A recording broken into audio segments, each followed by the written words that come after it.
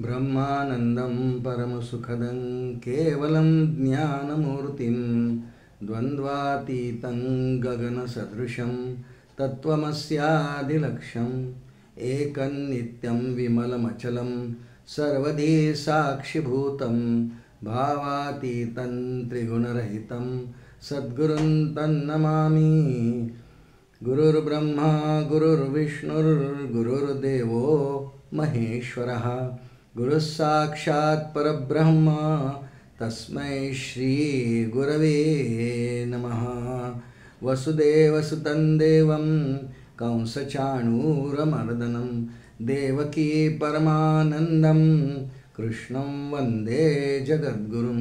कृष्णाय वासुदेवाय हरये परमात्मने प्रणतक्लेशनाशाय गोविन्दाय नमो नमः। गंगे च यमुने चैव गोदावरी सरस्वती नर्मदे सिन्धु कावेरी जलेऽस्मिन् सन्निधिं कुरु। श्री गोपाल कृष्ण भगवान की जय। गंगा माता की जय। अनंत कोटि ब्रह्मांड नायक राजाधिराज सच्चिदानंद सद्गुरु श्री ब्रह्म चैतन्य रामानंद प्रहलाद महाराज की जय। सब संतन की जय। बाल गोपाल की जय। गो माता की जय। आर्य सनातन वैदिक हिंदू धर्म की जय। भारत माता की जय। जय जय रघुवीर समर्थ।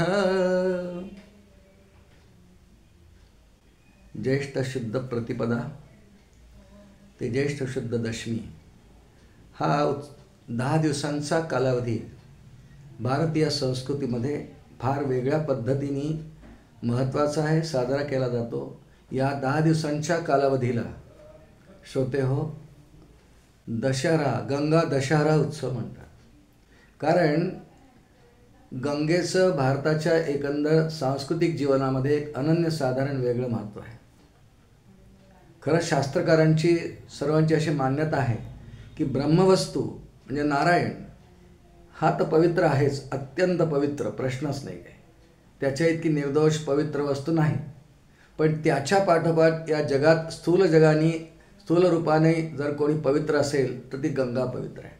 ब्रह्मवस्तूनंतर गंगेचंच पावित्र्य जास्त मानलं गेलं आहे आणि गंगा दशहरा उत्सव आहे। त्यानिमित्ताने काही गंगेचं चिंतन, महात्म्य, गंगा दशहरा का म्हणतात असं काही आपण चिंतन करणार आहोत।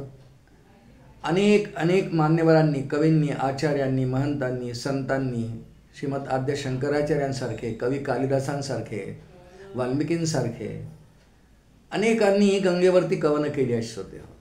कोणी गंगाष्टक म्हटलं आहे, कोणी गंगा स्तोत्र या नावाने प्रसिद्धी केली आहे। संतांनी सुद्धा गंगेबद्दल फार वर्णन केले। तुकोबारायांच्या गाथ्याच्या अभंगात शीतळ शीता होनी गंगेचे पायवणी असं वर्णन आहे।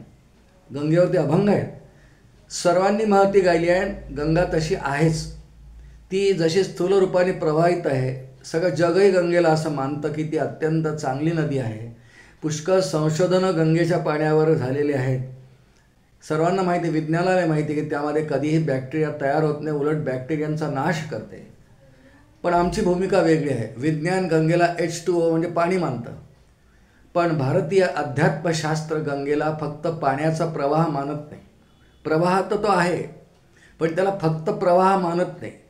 त्या प्रवाहाला एक आध्यात्मिक स्पर्श आहे। ब्रह्मवस्तू पाठोपाठ जर काही पवित्र असेल तर गंगा नदी आहे। आणि खरं म्हणजे सगळ्या जगात जितक्या नद्या आहेत, या सर्व नद्यांना गंगाच म्हणतात। गंगा म्हणजे पाण्याचा प्रवाह, आणि तो समुद्र हा प्रवाह नाही आहे, तो पवित्र आहे, यात वाद नाही। तो सागरो गंभीर आहे, यात वाद नाही। तो मोठा आहे, विशाल आहे। त्याची कुठे किती खोली आहे हे विज्ञानाला नक्की माहीत नाही। खूप खोल आहे, अफाट आहे, पवित्र आहे, त्याचं जल कधी अपवित्र होत नाही। पण नद्यांच्या विषयी बोलणं सुरू आहे। नद्यांचे प्रवाह आहे, सागर प्रवाही नाही, गंगा प्रवाही आहे। आणि असं लक्षात ठेवू आपण की गंगाच सगळ्या नद्यांना का म्हणतात। आमची संकल्पना अशी आहे, बघा आता प्रयागराजला मोठा कुंभमेळा झाला, कितीतरी वर्षांनी झाला। किती साधू संत महंत नागा साधू भारतातले परदेशातले अशी गणना कोणी केली आहे त्यांनी जिथे केलेली आहे प्रयागराजला की 70-80 कोटी लोकांनी स्नान केलं. त्या तारखांनाच नव्हे पण त्या पूर्ण कालावधीमध्ये मिळून कोट्यावधी लोकांनी स्नान केली. परदेशातल्या लोकांनी पण केली. का केली? गंगेला जर नुसता भौतिक प्रवाह मानता पवित्रता मानत नाही तर का केली? ती इतक्या लोकांच्या अंतःकरणात तशी श्रद्धा आहे की गंगा अत्यंत पवित्र नदी आहे. पवित्र याचा अर्थ माऊलींनी छान वर्णन केलं आहे. संतांच्यासाठी दृष्टांत देताना माऊलींची ज्ञानेश्वरीत एक सुंदर ओवी आहे. का फेडीत पापताप, का फेडीत पापताप, पोषित तिरीचे पादप, समुद्रा जाय आप, गंगेचे जैसे श्रीराम. असे साधू काय म्हटले माऊलींनी? का फेडीत पापताप, जे कोणी गंगा स्नान करतात त्यांची पाप गंगा नाहीशी करते. ताप म्हणजे त्रिविध तापांचा तिथे उल्लेख आहे.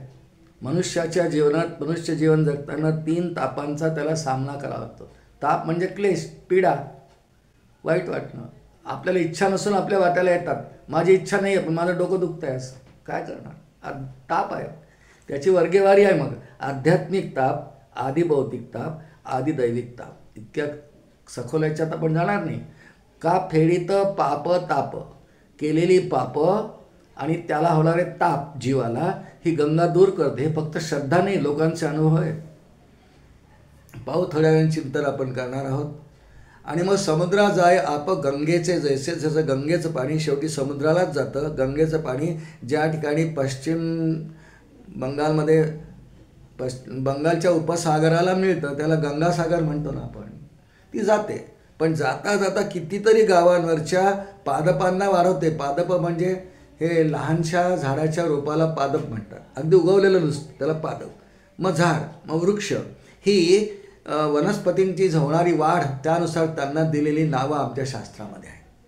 आधी पादप, मग झाड, मग वृक्ष मोठा होतो, वटवृक्ष होतो. मग अशी गंगा तीरावरच्या सगळ्यांना पवित्र करत करत करत करत गंगा सागराला पोहोचते. गंगेच्या उत्पत्तीविषयी आता आपण कथा ऐकणार आहोत. गंगा दशहरा आहे. पवित्र अशी ही नदी संपूर्ण भारतवर्षातच नव्हे ज्या ज्या ठिकाणी पाणी आहे तिला गंगाच म्हणतात. आणि गंगेचं ते महात्म्य आहे. आपल्या भारतामध्ये किती नद्या आहेत पवित्र? गोदावरी आहे, कृष्णा आहे, नर्मदा आहे, कावेरी आहे. ही गंगा नदी वास्तव्याला काही काळ काही नद्यांमध्ये जेव्हा जाते, जसं आता 1926 साली गंगा नदी अंशरूपाने वास्तव्याला गोदावरीत येणार आहे नाशिकला. म्हणून नाशिकला कुंभमेळा भरणार आहे आता. असं जेव्हा ती नर्मदेत जाते तिथे कुंभमेळा होतो, ती कृष्णेत जाते तिथे कुंभमेळा. त्या ठिकाणचं ते महात्म्य. गंगा आहे ते वास्तव्याला म्हणून. पण सगळ्या नद्या गंगाच आहे, सगळ्या प्रवाहांना गंगाच म्हणतात. इतकं कशाला? आपण रोज घरी स्नान करतो. आमची श्रद्धा अशी आहे की स्नानाला बसला असताना टब घ्या, बादली घ्या, शॉवर घ्या, काही घ्या. पाण्यासाठी काही आपण संचय केलेला घेतो आणि ते डोक्यावर घेतो. तर आमच्या इथे संस्कृती, आमचे पूर्वज आपल्याला शिकवत आले की पहिल्यांदा म्हणावं गंगे यमुने चैव गोदावरी सरस्वती नर्मदे सिंधू कावेरी जलेस्मिन सन्निधिं कुरु. की जल गंगेचं आहे.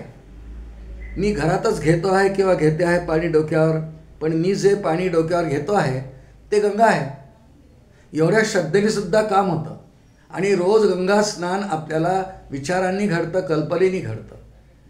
इथपर्यंत शास्त्रकारांनी विचार केला आहे श्रोते हो की नुसतं गंगा गंगा गंगा गंगा असं जरी 4-5-10 वेळा दिवसातनं म्हटलं ना, म्हणून आपल्या इथे पद्धत आहे की घरातली जी मुख्य व्यक्ती पूजा करते देवाची, जे घरात देव असतील त्या देवांची, ते केल्यानंतर सर्वांच्या घरातल्या अंगावर, त्या सगळ्यांच्या अंगावर तीर्थ शिंपडायचं असतं. गंगेचे यमुने चैव म्हणून हर गंगे भागीरथी, हर गंगे भागीरथी ते शिंपडायचं असतं. अपवित्र पवित्रो वा सर्वावस्थांगतोपिया यस्परेत पुंडरीकाक्षम स बाह्याभ्यंतर शुची. असा श्लोक आहे. शुची होते, पवित्रता येते. सगळ्यांनी तीर्थ घ्यावं अंगावरती. ही गंगेची महती आमच्या इथे स्नान करताना, तीर्थ घेताना. आणि कधीही समजा आपण कधी काशीला गेलो, कानपूरला गेलो, प्रयागराजला गेलो तर गंगेचं पाणी प्यायलं नाही म्हणायचं शब्द. आम्ही आर्य सनातन धर्मातले लोक पाणी पिलो नाही म्हणत. गंगेच्या पाण्याला पाणी म्हणू नये.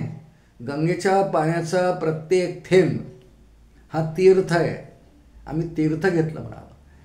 असतात काही माणसं की ते गंगेच्या तिथे जातात आणि गंगेचे महती गाण्याऐवजी किती गर्दी होती हो, किती पोल्युशन, इतकी धक्काबुक्की, किती किती घाणेरडे लोक आंघोळ करत होते, त्यावेळी गंगा घाण होते.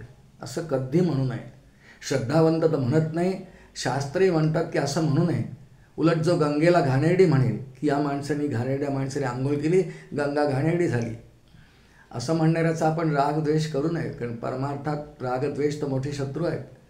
किंवा करावे, अरे तुला गंगेचं महात्म्य माहीत नाही, गंगा काय आहे तुला माहिती नाही, ती पवित्रच आहे. तिच्यात कोणी कितीही मलिनता आणण्याचा प्रयत्न केला, गंगा मलिन होत नाही. उलट ती ज्यांचं मलिनत्व आहे, मलदोष ज्यांच्याजवळ आहे, घाण आहे चित्तामध्ये, ती घाण दूर करते. मागे झालेली पाप तर दूर करतेच, पण तिचा सगळ्यात मोठा गुणधर्म अनुभव घेऊन पाहिला असेल आपण.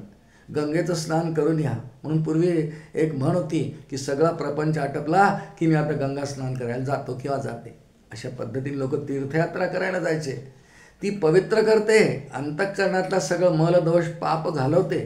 नुसती घालवत नाही, मागचं पाप घालवते आणि पुढे मी पाप करणार नाही अशी प्रवृत्ती आपल्यामध्ये उत्पन्न करते. असा विचार आपल्या अंतःकरणात उत्पन्न करते. म्हणजे पाप निवृत्त तर करते, पण पाप प्रवृत्ती दूर करते की नाही करणार, माझ्या हातून असे असे आई घडले.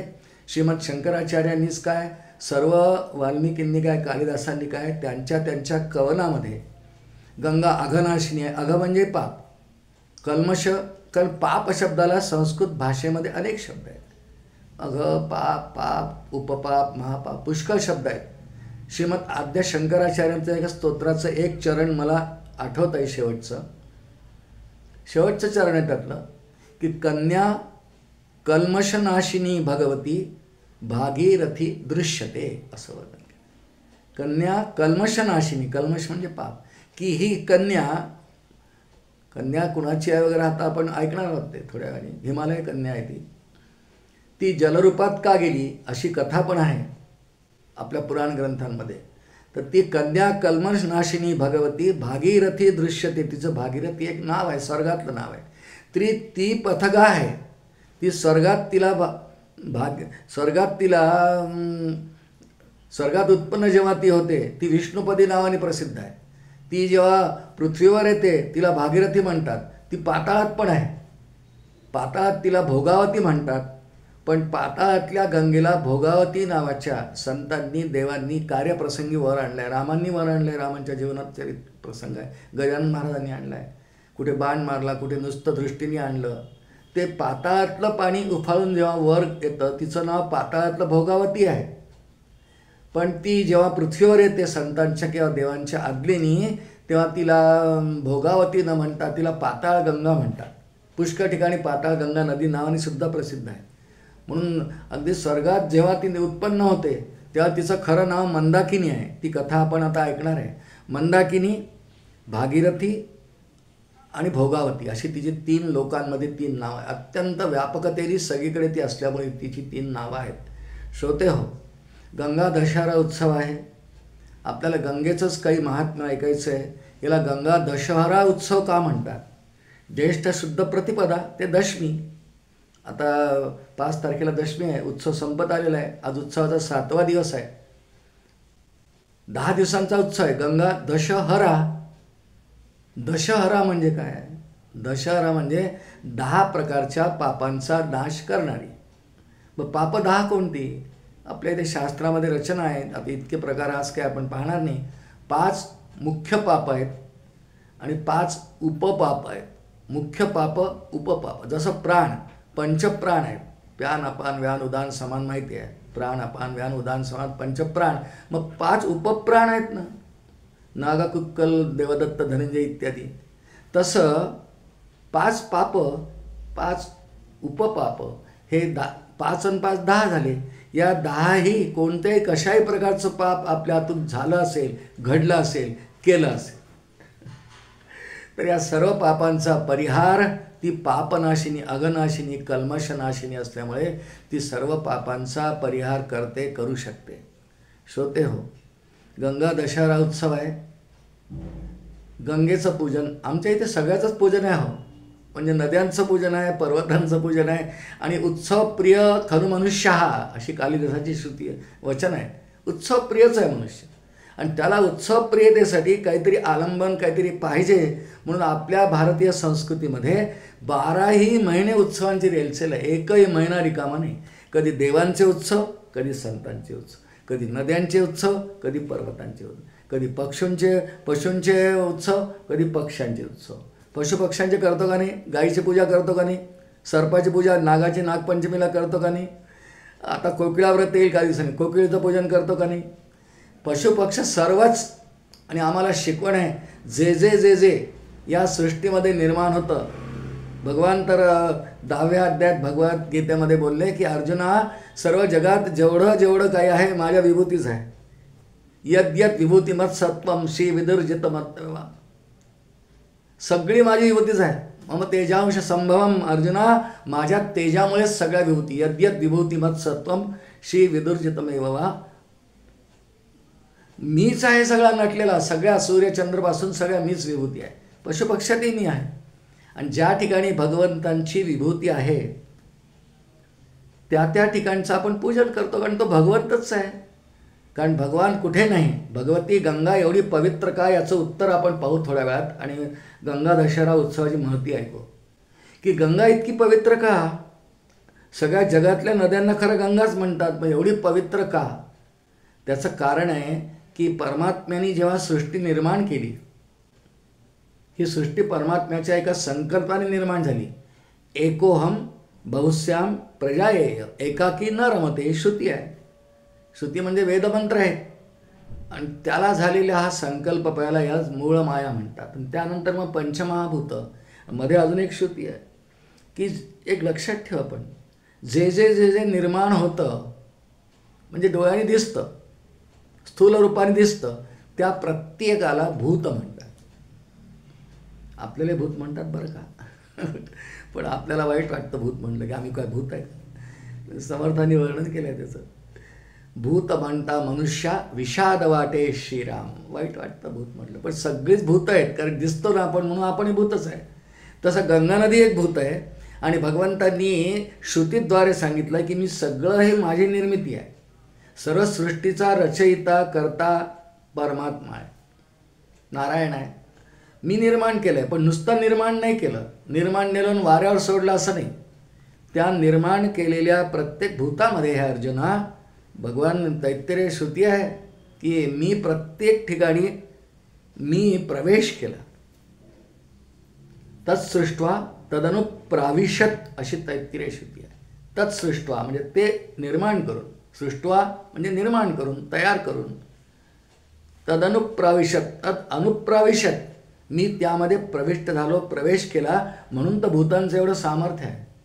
गंगा इतकी पवित्र का, कारण गंगा इतकी महान का, कारण महान परमात्मा अनोरणीयान महत्व महियान श्रुती आहे. पुन्हा अनोरणीयान महत्व महियान इतका सूक्ष्म आहे. आमच्या आर्य सनातन वैदिक धर्माची किंवा भारतीय संस्कृतीची ही संकल्पना आहे की इथल्या कणाकणात भगवान आहे. आणि ती सत्य आहे, खरं आहे. भगवंतांनी श्रुतीच सांगितली की प्रत्येक ठिकाणी अर्जुना मी आहे, मी प्रवेश करतो प्रत्येक ठिकाणी. आणि म्हणून प्रत्येकच मातीच्या कणाते सामर्थ्य आहे. जमीन भूमिदेवी, पाण्याला आपो नारायण म्हणतात. या पृथ्वीला सुद्धा ही भगवंताचीच निर्मिती आहे, त्यात भगवान आहे. म्हणून तिच्यामध्ये किती गुणधर्म आहेत. प्रत्येक पंचमहाभूताचे गुण आपल्याला बोलत बसू तर गंगेचं चिंतन थोडं कमी होईल, म्हणून फार त्या विचारात जाणार नाही. गंगेचं चिंतन जास्त करायचं आहे, कारण दशहरा उत्सव आहे. 10 पापांचा नाश करणारी अशी जी गंगा नदी आहे, तो काही नुसता स्थूल भौतिक प्रवाह आपण भारतीय लोक मानत नाही. भारतीय संस्कृतीमध्ये भौतिक प्रवाहापेक्षा गंगेला देवता म्हणून जास्त मान्यता आहे. आणि असा एक विचार नक्की लक्षात ठेवावा. ब्रह्मवस्तू म्हणजे परमात्मा नारायण, ज्याच्या पाठोपाठ तो तर दिसत नाही, निर्गुण निराकार आहे, पवित्र आहे. पवित्राणाम पवित्रयो मंगलानांच मंगलम, विष्णू सहस्रनामात आहे. पवित्र आहेच, पण तो दिसत नाही. दिसणाऱ्या पदार्थांमध्ये, स्थूल पदार्थांमध्ये, भौतिक पदार्थांमध्ये सगळ्यात जास्त पवित्र काही असेल ब्रह्मवस्तूच्या पाठोपाठ स्थूल रूपाने दिसणाऱ्या पदार्थांमध्ये सगळ्यात पवित्र काही असेल, गंगा आहे. गंगा आहे. गंगेनी सगळी सृष्टी समृद्ध आहे. आता थोड्या वेळाने आपण चिंतन करणार आहोत. ही प्रस्तावना सुरू आहे. आणि आजपर्यंत या सृष्टीच्या इतिहासात अनेक कवींनी जे संपूर्ण सृष्टीचे आद्य कवी मानले आहेत, महर्षी वाल्मिक यांनी गंगा स्तोत्र लिहिलं आहे. श्रीमद आद्य शंकराचार्यांनी गंगा स्तुती लिहिली आहे. कवी कालिदासांनी गंगेची स्तुती केलेलं काव्य लिहिलेलं आहे. सगळ्या संतांनी गंगेवर काही ना काही वर्णन विचार केलेले आहेत. कारण ती माय आहे, ती जगज्जननी आहे, तिला म्हटलं आहे. आपल्या इकडे दासगणू महाराज नावाचे एक संत कवी होऊन गेले. गोरठाला संस्थान आहे, आम्ही गेलो आहे पुष्कळ वेळा. संत कवी प्रसिद्ध, ज्यांनी श्री गजानन विजय नावाचा प्रसिद्ध ग्रंथ लिहिला माहिती आपल्याला. त्या दासगणू महाराजांनी अनेक कीर्तनाच्या उपयोगात पडणारी आख्यानं लिहिली, अनेक. त्यामुळे त्यांनी एक जगन्नाथ पंडितांवर आख्यान लिहिलं. ते गंगेचं महात्म्य सांगणारं आख्यान आहे. आपण त्याची कथा थोडक्यात ऐकू. जगन्नाथ पंडितांची ऐकू आपण थोडक्यात एक 10-15 मिनटं. पण गंगेची स्तुती करणारे अनेक अष्टकं, अनेक स्तोत्र, अनेक आचार्यांचे पुराण ग्रंथांमध्येही आहे गंगेची स्तुती. पण सुरुवातीला आपण हे समजून घेऊ की गंगेचे उत्सव किती प्रकारे साजरे होतात. 2 प्रकारे गंगेचा उत्सव भारतवर्षामध्ये साजरा होतो. एक गंगोत्पत्ती या नावाने एक उत्सव आहे. आपण सगळे भाविक आहात. मला अशी श्रद्धा आहे की आपल्या सर्वांच्या घरी पंचांग आहे किंवा कालनिर्णय तरी असेल. या पंचांगात लिहिलं असतं वैशाख शुद्ध तृतीया, वैशाख शुद्ध षष्ठी. वैशाख शुद्ध षष्ठी यंदा 3 मेला झाली. मागच्या महिन्यात 3 मे 2025ला ती होती. त्याला गंगोत्पत्ती दिवस म्हटलं आहे. गंगोत्पत्ती वेगळं आणि गंगा दशहरा उत्सव वेगळं. या दोन्ही संकल्पना थोड्या वेळात समजून घेऊ. आणि मग जगन्नाथ पंडितांच्या गंगा लहरी चरित्र नाही पूर्ण पाहायचं आपल्याला, पण त्यांचं जे प्रसिद्ध काव्य आहे गंगा लहरी, त्यात थोडंसं चिंतन एखाद्या श्लोकाचं करण्याचा प्रयत्न करू. पण आधी हे 2 उत्सव समजून घेऊ. गंगा मातेचे भारतीय संस्कृतीमध्ये 2 उत्सव साजरे करण्याची पद्धत आहे. गंगोत्पत्ती याच दिवशी गंगा पूजन पण लिहिलं असतं पंचांगामध्ये. हा दिवस आत्ता बोललो आहे आपल्याला वैशाख शुद्ध षष्ठी या दिवशी दरवर्षी असतो. तिथीप्रमाणे तारीख बदलत राहते इंग्रजी, पण तिथीप्रमाणे वैशाख शुद्ध षष्ठी. मग गंगोत्पत्ती म्हणजे नेमकं काय? म्हणजे ज्या वेळेला संपूर्ण भूतलावरती गंगा उत्पन्न झाली पहिल्यांदा, ती पहिल्यांदा उत्पन्न झाली स्वर्गात झाली आहे श्रुती. आणि मग ती पुढे भूतलावरती जेव्हा भगीरथ राजाच्या प्रयत्नांनी आली म्हणून तिला भागीरथी म्हणतात. त्याला आपण मग गंगावतरण कथा म्हणू. गंगोत्पत्ती, गंगावतरण. गंगोत्पत्ती म्हणजे या गंगेची निर्मितीच. आणि त्यासाठी आपल्याला थोडा वेळ भागवताचा आधार घ्यावा लागेल. श्रीमद भागवत 8व्या स्कंदामध्ये श्रोते हो, वामन अवताराची कथा आहे. ते पूर्ण कथा काही आपल्याला बोलायची नाही, पण या वामन अवतारामध्ये भगवंतांनी बलीला, तो दान देण्याला अतिशय श्रेष्ठ मानतो, दान देणार आहे, तो भक्त आहे भगवंतांचा. पण बलीला स्वर्गात पाठवल्याशिवाय इकडे इंद्रपद दुसऱ्याला देता येत नाही. त्यामुळे भगवंतांनी त्याची परीक्षा पाहून त्याला 3 पावलं जमीन वगैरे मागितली, आपल्याला माहिती आहे. त्यापैकी 1 पाऊल जमिनीवर ठेवून जमीन व्यापली. दुसऱ्या पावलांनी त्यांनी स्वर्गात पाऊल ठेवलं. पूर्ण कथा नाही बोलत, एक पाताळ, पृथ्वीवर, स्वर्गात 3 पावलांनी 3 लोक व्यापले आणि शरीराने सगळ्या दिशा व्यापल्या असं वर्णन भागवतात आहे. पण स्वर्गामध्ये ते पाऊल पाहिलं ब्रह्मदेवांनी, आणि ब्रह्मदेवांनी विचार केला की हे पाऊल इतकं विराट स्वरूपातलं ते पाऊल स्वर्गात गेलं. ब्रह्मदेव तिथे उपस्थित आहेत आणि ब्रह्मदेवाने विचार केला की हे पाऊल कुठेतरी पाहिलं आहे, कुठे पाहिलं असेल. विचार केला ब्रह्मदेवांनी आणि आठवलं हे तर माझ्या पिताचं पाऊल आहे, माझ्या पिताश्रींचं पाऊल आहे, नारायणाचं पाऊल आहे. सगुण रूपात जेव्हा नारायण अवतीर्ण होतं तेव्हा हेच पाऊल असते. ओळखलं. ब्रह्मदेवाने आपल्या कमंडलूतलं जल काढलं. त्याच्या कमंडलूमध्ये जल आहे काय? कमंडलू नेहमी जलाने भरून ठेवायचे ऋषीमुनी, रिकामा कमंडलू नाही ठेवावा. कधी जलाचं काम पडेल. बरं, ते अत्यंत तेजस्वी जल असायचं ऋषींचं. तपस्येचं सगळं तेज त्या कमंडलूत.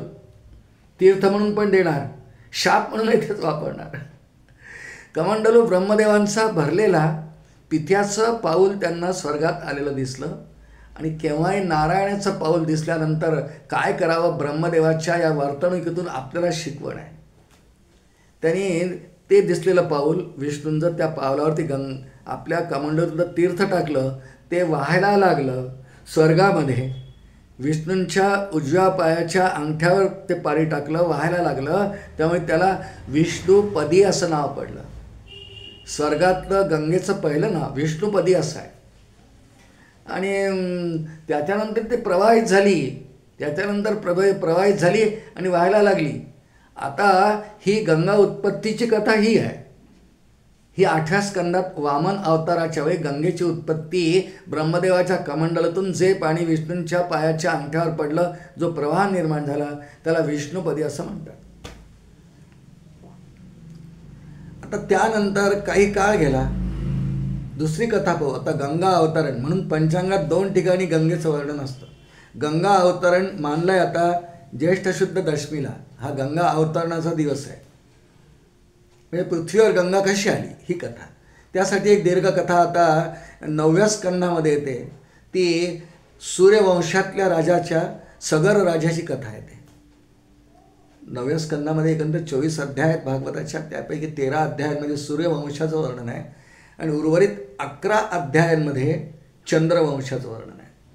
आपल्याला सूर्यवंशातल्या सगर राजाचं चरित्र एक 2-4 वाक्यात पाहायचं आहे. हा सूर्यवंशातले सगळेच राजे पराक्रमी, शूर, धार्मिक वृत्तीचे, भगवंतांचे भक्त.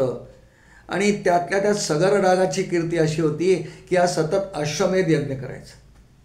अश्वमेध यज्ञासाठी घोडा पाहिजे, श्यामकर्णी घोडा त्याला म्हणतात. तो यांनी आणला. याला एका पत्नीपासून 60,000 पुत्र आहेत आणि त्या यज्ञाच्या अश्वाला सगळ्या वर्षात फिरवायचं, भारतवर्षात फिरवायचं. आणि ज्याने तो घोडा पकडला त्याचा अर्थ त्याला मानले का तो मान्य नाही, त्यांनी याच्याशी युद्ध करायचं. युद्ध करायला काही सेना बरोबर असायची. असा अश्वमेध घोडा तो पूजा करून यज्ञमंडपात ठेवलेला. आणि बलिराजाचा सगर राजाचा हा 100वा यज्ञ आहे. आणि शास्त्रामध्ये असं वचन आहे की 100 अश्वमेध ज्याचे सफल होतात त्याला इंद्रपद मिळतं. सफल या शब्दाचा एक वेगळा अर्थ आहे, कारण यज्ञामध्ये अनेक देवतांना आहुती असतात. जसं भगवान नारायणाला आहुती असते, शनीला आहुती असते, सूर्याला आहुती असते, चंद्राला आहुती असते, ऋषींना आहुती असतात, इत्यादी इत्यादी. पण ज्या ज्या देवतेच्या नावाने मुख्य ऋत्विज आचार्य असं म्हणतील की ब्रह्माम आवाहयामी, तेव्हा त्या देवतेनी ब्रह्मदेवाने येऊन आपली आहुती स्वीकारायची आहे. ज्या ज्या देवतेला आवाहन केलं ऋत्विजांनी, काय ताकद असेल कल्पना करा. मंत्रांमध्ये नुसत्या मंत्रात नाही, यजमानाची शक्ती आचरण, ऋत्विजांची शक्ती आचरण आणि संपूर्ण भूमीचं आचरण हे असं अनुकूल असलं तर देवता प्रकट व्हायच्या. दशरथ राजांनी जेव्हा केला पुत्रकामेष्ट यज्ञ, त्या देवतांनी आपले आविर्भाव घेतले असं वर्णन आहे. त्या देवता यज्ञाच्या प्रसंगी येऊन आवाहनानंतर आपला आविर्भाव घेऊन जातात. स्वतः आविर्भाग त्याला म्हणतात, पिंड पुरोडांश म्हणतात, तो घेऊन जातात सगळ्या देवता. त्याला यज्ञ सफल झाला असं म्हणतात. विचार केला सगळं आता की इंद्रानी की आता 100 अश्वमेध, आता अश्वमेधाचा घोडा परत आला आहे, उद्या याचं पूजन होईल, पुन्हा आहुती सुरू होतील आणि मग माझं इंद्रपद जाईल. सगळी समस्या खुर्चीची शेवटी ते ऐका. आणि त्यामुळे इंद्राच्या मनात विचार आला की त्यापेक्षा घोडाच पळवलेला बरा. इंद्र पृथ्वीवर आला, तो सगरांच्या त्या यज्ञशाळेत गेला जिथे घोडा बांधला होता, वेगळं त्यासाठी असायचं ठिकाण. तो घोडा दोरी उघडली, त्याचे पाश काढले, पळवून चाललाय. पण चहाळ लागला, थोडासा आवाज आला असेल. सगरपुत्र जागे झाले 60,000, घोडा जागेवर नाही आहे. पाहिलं की कोणीतरी घेऊन पळतंय, पाठलाग केला, हातात तलवारी खडग घेतले, दावत सुटले, पकडा पकडा पकडा. इंद्राने पाहिलं की 60,000. इंद्राने पाहिलं 60,000 सगरपुत्र पाठलाग करतात, काय आपला आता खैर नाही. आता काय करावं, तर कुठेतरी हा घोडा लपवला पाहिजे. म्हणून त्याला वाटेत पळता पळता एक आश्रम दिसला. या आश्रमात कपिल भगवंतांचा आश्रम आहे. कपिल भगवान त्या ठिकाणी ध्यानाला बसले. आणि इंद्राने विचार केला की इथे बांधून द्यावा. त्याला काही माहीत नाही कपिलांचा आश्रम आहे, जाणीवपूर्वक नाही बांधलं. पण कपिल महामुनींच्या आश्रमात इंद्राने घोडा बांधला. 60,000 सगत पुरते येतात. इंद्र स्वर्गात चालला गेला. यांनी घोडा पाहिला, अश्व पाहिला मध्यरात्रीनंतर. अरे, घोडा तिथे आणला, याचा अर्थ आहे कपिल भगवंतांनी चोरला. आणि 60,000 सगरपुत्र हातातल्या तलवारी घेऊन त्यांना मारायला धावले. गलबला झाला. का झाला? कपिल भगवंतांचे नेत्र उघडले गेले, डोळे उघडले, समाधी भंग पावली. पाहिलं की आपल्यावरती 60,000 सगरपुत्र हातात तलवार घेऊन मारायला धावतात आहे. अत्यंत तेजस्वी कपिल भगवंतांचं चरित्र तेजस्वी कशामुळे आहे? भगवानच आहेत ना. कर्दम महामुनी आणि देवहूती यांचे चिरंजीव आहेत, भगवान आहेत. नुसतं त्यांच्याकडे कटाक्ष टाकला, डोळ्यांनी पाहिलं, डोळ्यातून अग्नी उत्पन्न झाला, तेज उत्पन्न झालं आणि 60,000 सगरपुत्र धराशायी भस्म झाले, धरेवर पडले, भस्म झालं, जळून गेले, भस्म झाले. वाईट वाटलं. सगरराजाला बातमी कळली, वाईट वाटलं. सगरराजाने प्रयत्न केला, आयुष्य कमी उरलं होतं की भागीरथीची प्रार्थना करावी, त्याला यश आलं नाही. सगराचा पुत्र असमंजस, त्यांनी प्रयत्न केला, त्याला यश आलं नाही. असमंजसाचा पुत्र अंशुमान, त्याला यश आलं नाही. अंशुमानाचा पुत्र दिलीप, हे सगळे सूर्यवंशाचे राजे आहेत.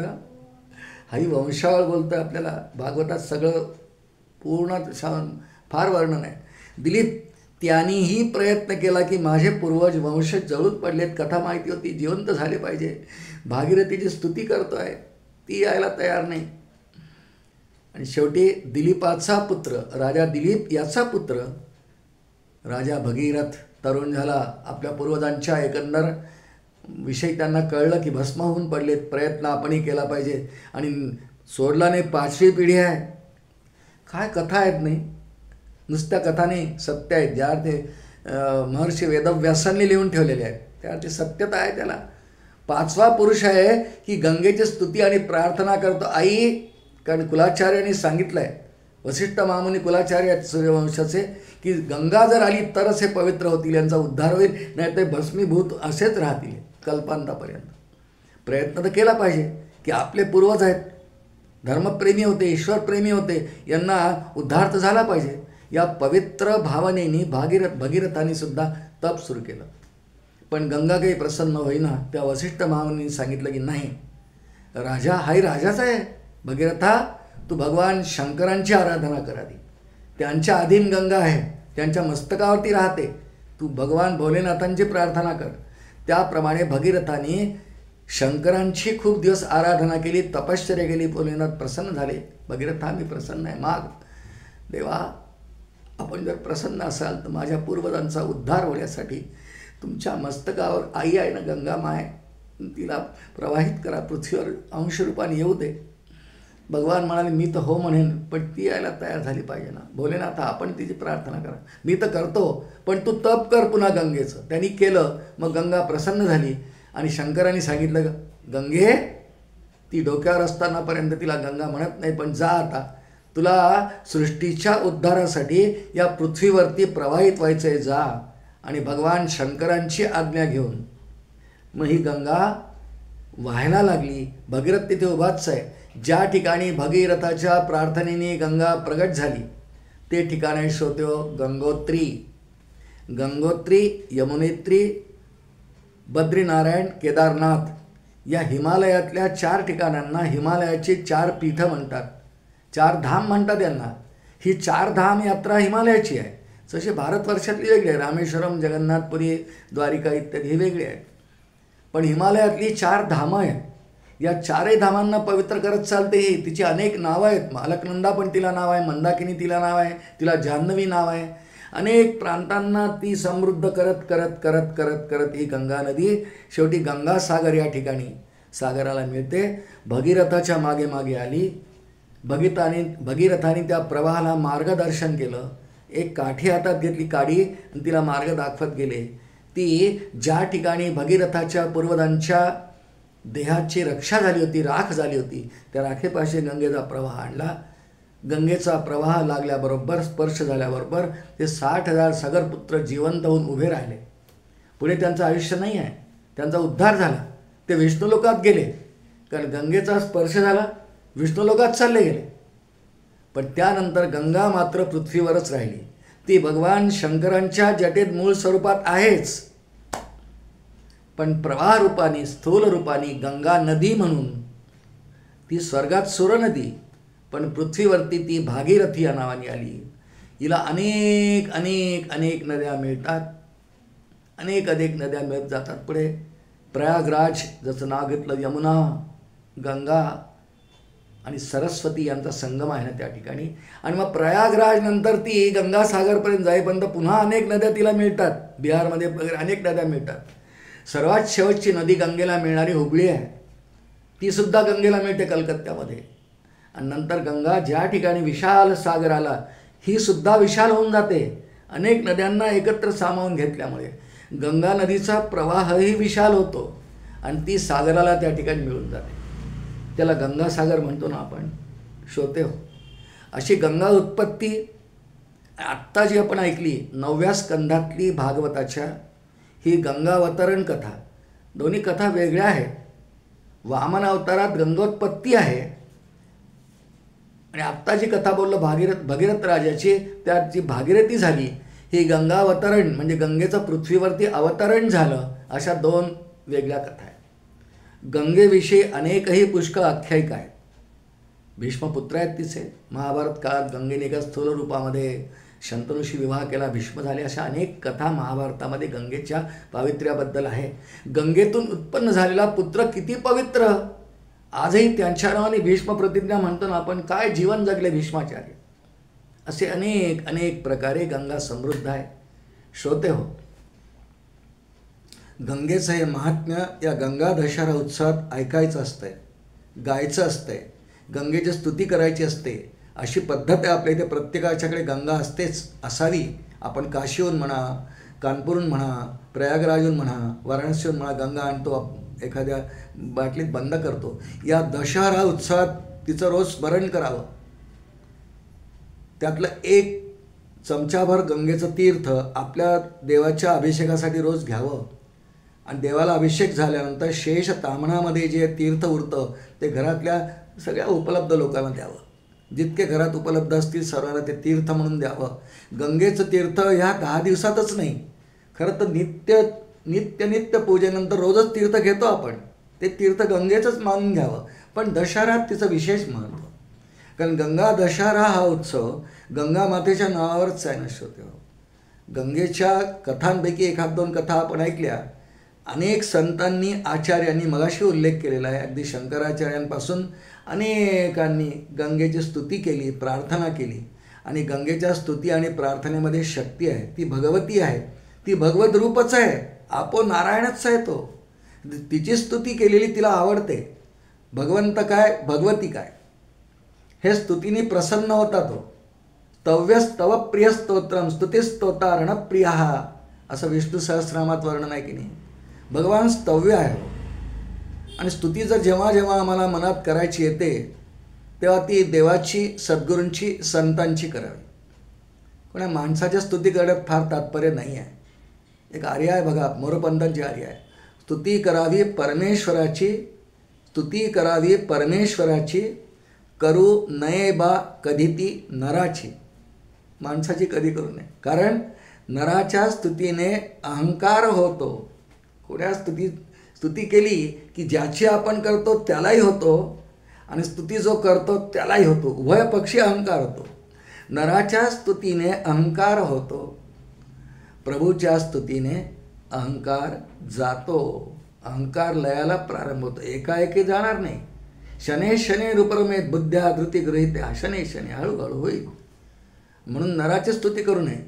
देवाची, देवींची, भगवती गंगेची स्तुती करावी. आणि ह्या नियम म्हणून नव्हे, ह्या श्रद्धेला जोपासून, ही श्रद्धा मनात धारण करून अनेक संत आचार्यांनी जी कवन केली त्यामध्ये इतरांच्या तुलना म्हणून नाही, पण अत्यंत श्रेष्ठ असं काव्य ज्यांच्याकडून निर्माण झालं 16व्या शतकामध्ये, 16व्या-17व्या शतकाच्या मध्ये, त्यांचं नाव आहे जगन्नाथ पंडित. हे पूर्ण चरित्र काही आपल्याला पाहायचं नाही, पण अतिशय विद्वान, व्युत्पन्न कवी म्हणून ज्यांची दखल जगाने घेतली. या जगन्नाथ पंडितांचं चरित्रही उपलब्ध आहे. तेलंगणात जन्म आहे.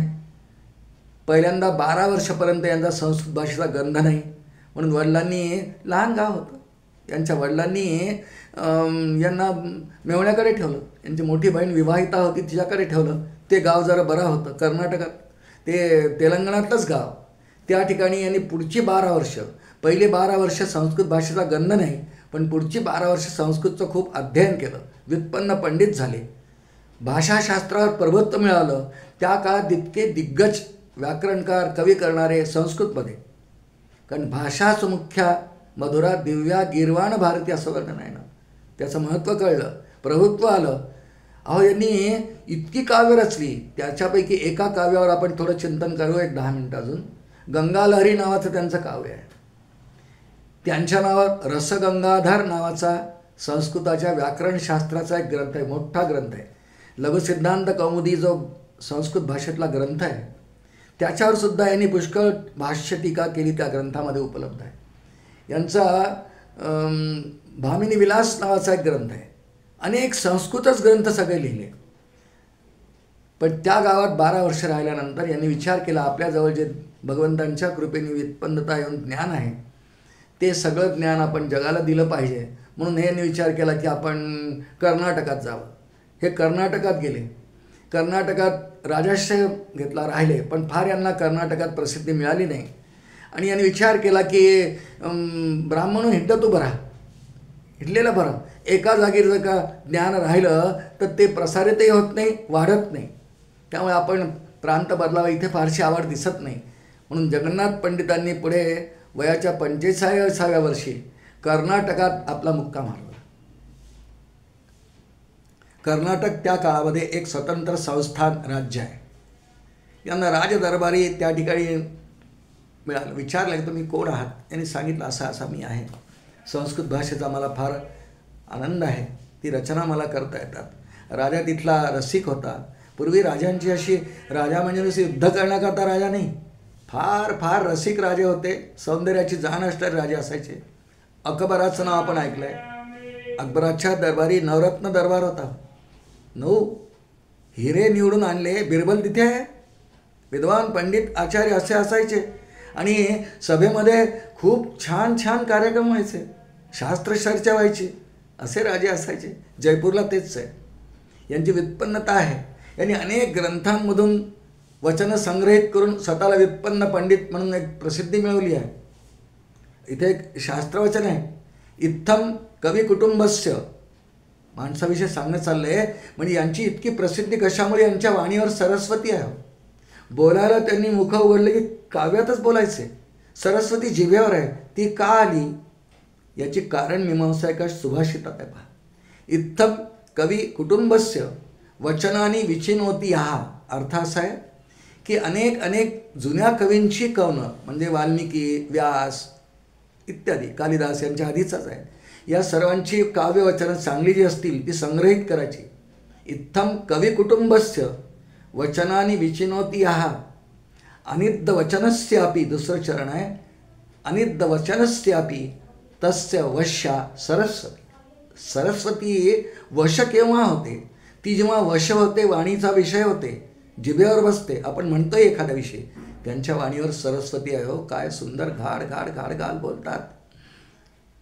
वक्ता दशसहस्रेषु, आपल्या विदर्भामध्ये होऊन गेले राम शेवाळकर, बाळशास्त्री हरदास, किती व्युत्पन्न पंडित होऊन गेले. बस ते भाषालंकार जाणणारे. ते का जमा झाले? वचनाने विचिनोती. ही संग्रह केलेली तस्य वश्या सरस्वती. का वश झाली सरस्वती?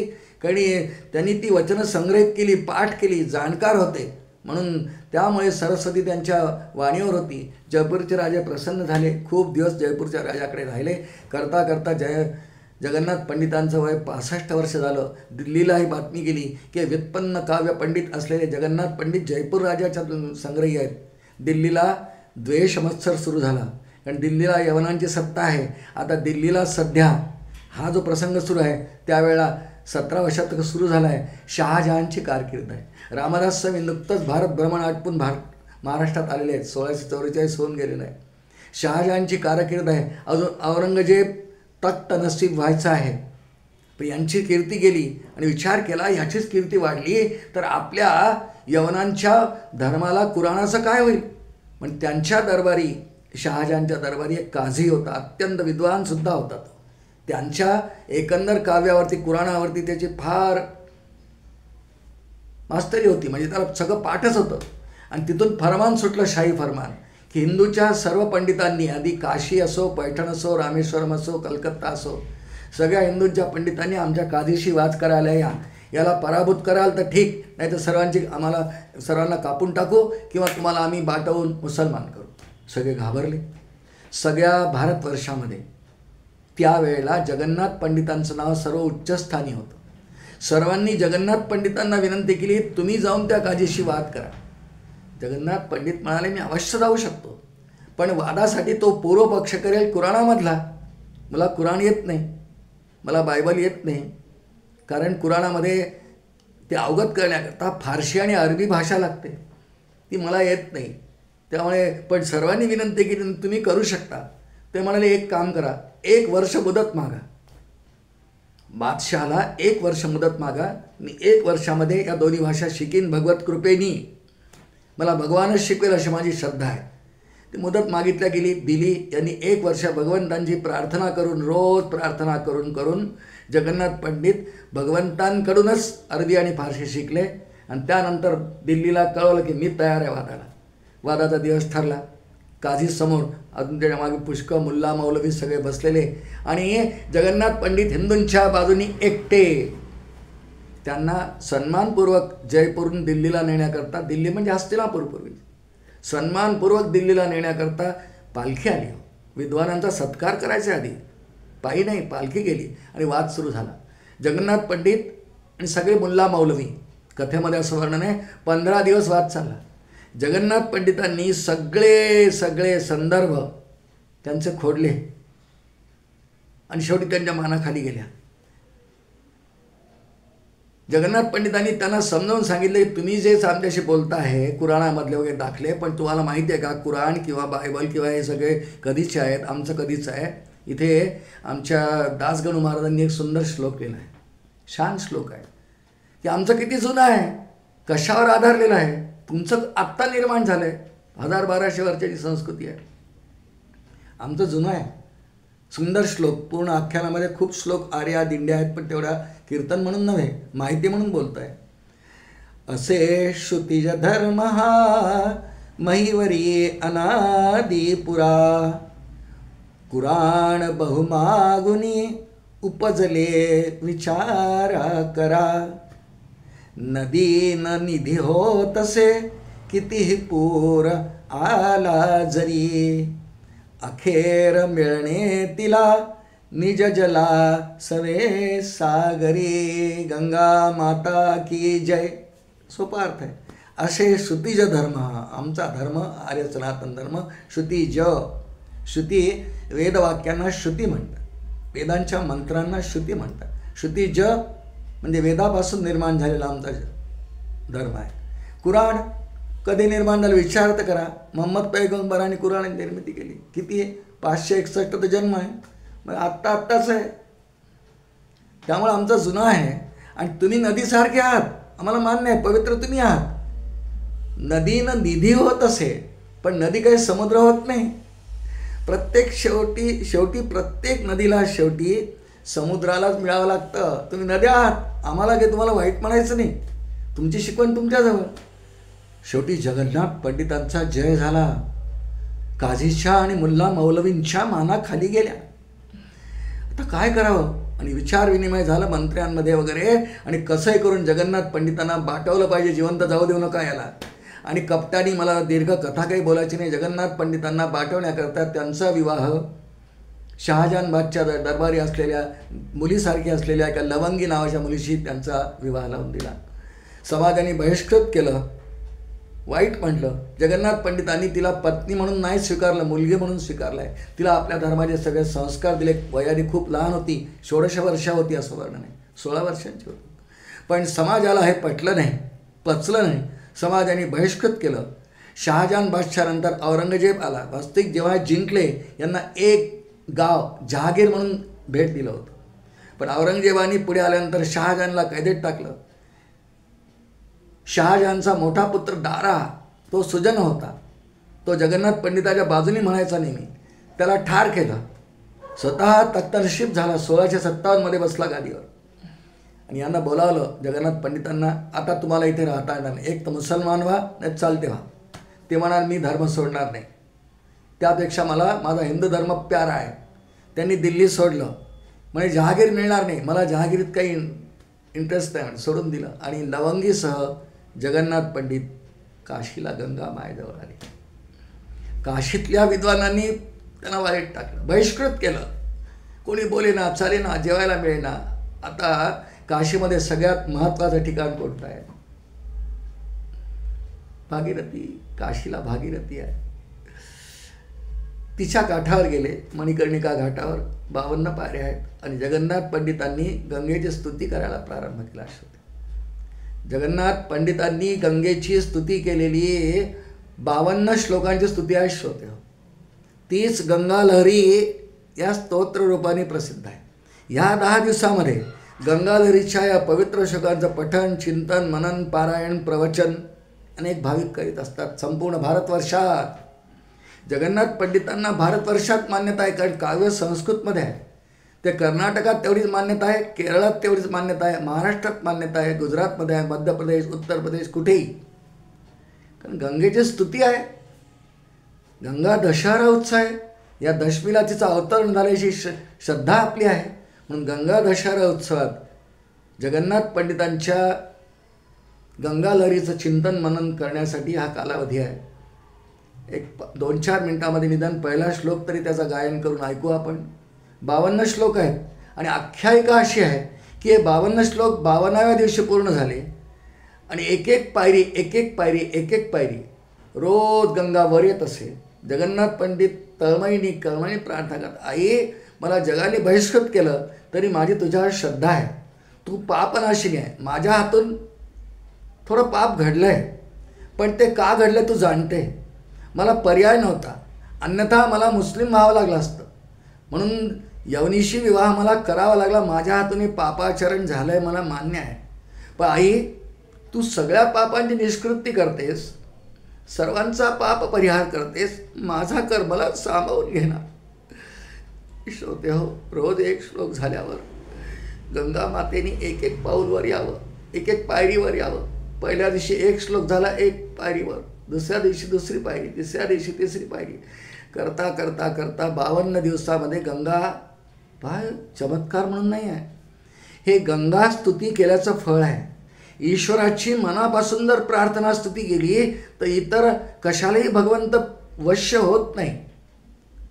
भक्ताहुनी देवा आवडते काही, त्रिभुवनी नाही आन तुझे, तुकोबांचा अभंग आहे. भक्ता इतकं काही नाही. ठीक आहे, तुझ्या हातून दैववशात नाही, परिस्थितीवशात काही पाप झालेलं आहे, मी सामावून घेते तुला गंगा माय.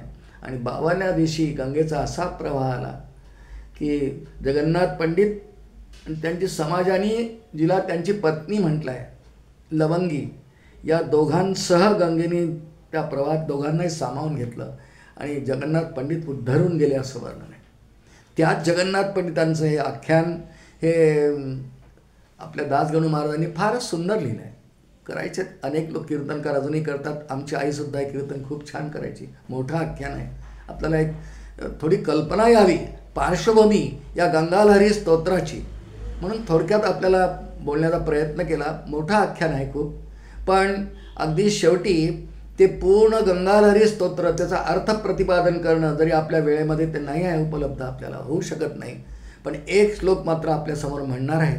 आणि आपल्या सर्वांना एक विनंती, प्रार्थना आहे की गंगा दशहरा उत्सव जेव्हा जेव्हा, आता यूट्यूबवर असल्यामुळे नेहमीसाठी राहील, गंगा दशहरा उत्सवात आपण गंगा लहरी हे पुस्तक घ्यावं विकत. विज्ञान युगात आपण राहतो, आपल्याला सगळं उपलब्ध आहे.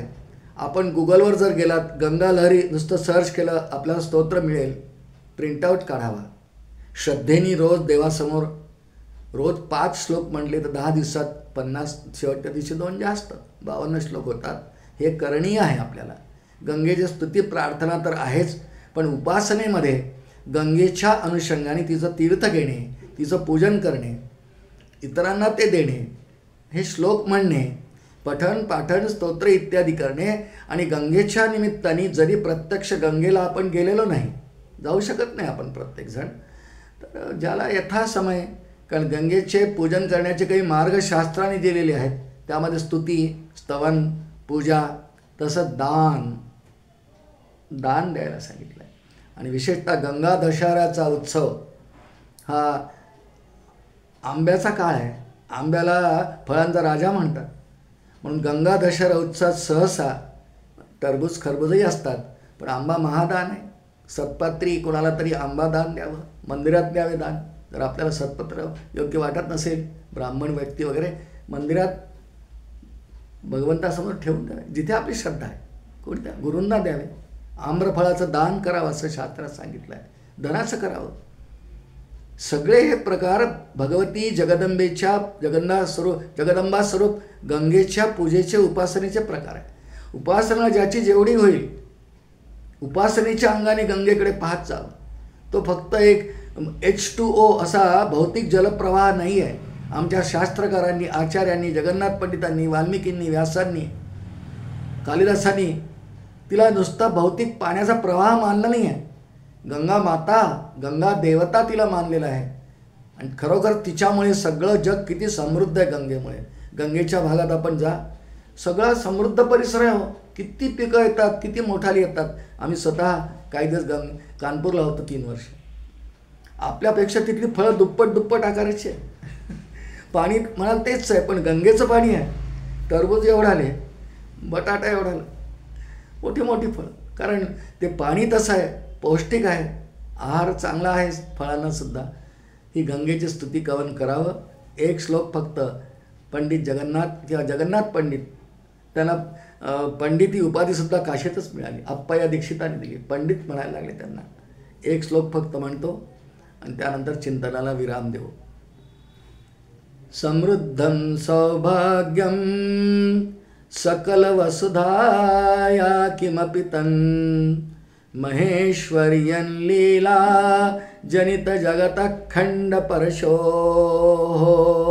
श्रुतीनां सर्वस्वं सुकृतमथमूर्तं सुमनसां सुधा सौंदर्यन्ते सलिलमशिवन्न शमयतु. गंगा माता की जय. श्री गोपाल कृष्ण भगवान की जय. अनंत कोटि ब्रह्मांड नायक राजाधिराज सच्चिदानंद सद्गुरु श्री ब्रह्मचैतन्य रामानंद प्रहलाद महाराज की जय. जय जय रघुवीर समर्थ श्रीराम.